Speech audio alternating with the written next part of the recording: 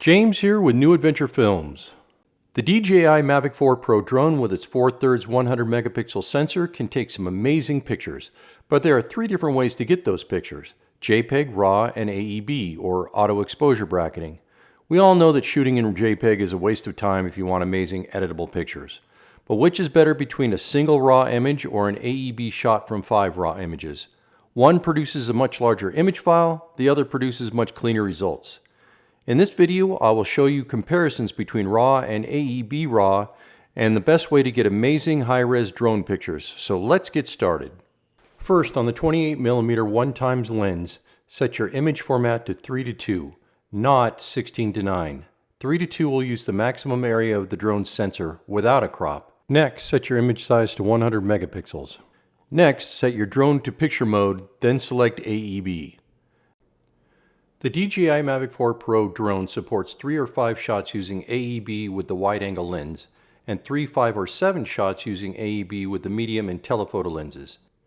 AEB does not work well with the medium and telephoto lenses, as any slight movement of the drone will cause ghosting of the image when you stack them in Lightroom. And when you use the deghosting effect, it crops in the image and does not retain the original image's details, so stick with the 28mm lens when using AEB.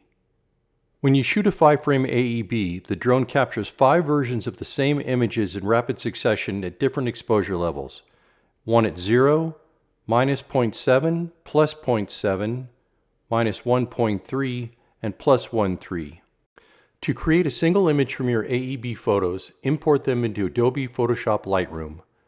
Select them, select Photo, select Photo Merge, then select HDR.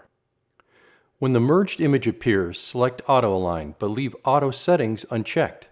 Auto Settings automatically edits your image, but we're going to do that manually later.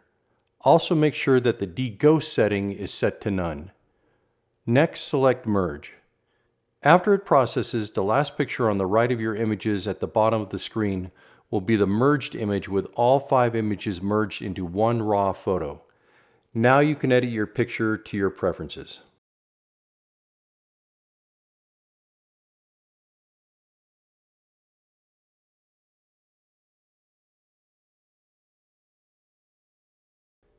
Here are 2 raw images. The one on the right is one of the raw images taken at 0 exposure compensation. The second, the 5-picture stacked or merged AEB image.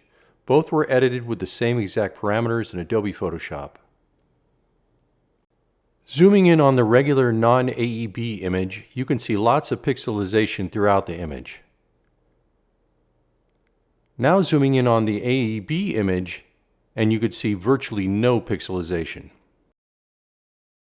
Now, you might think this would mean that the AEB image is much larger in size, but that's not the case.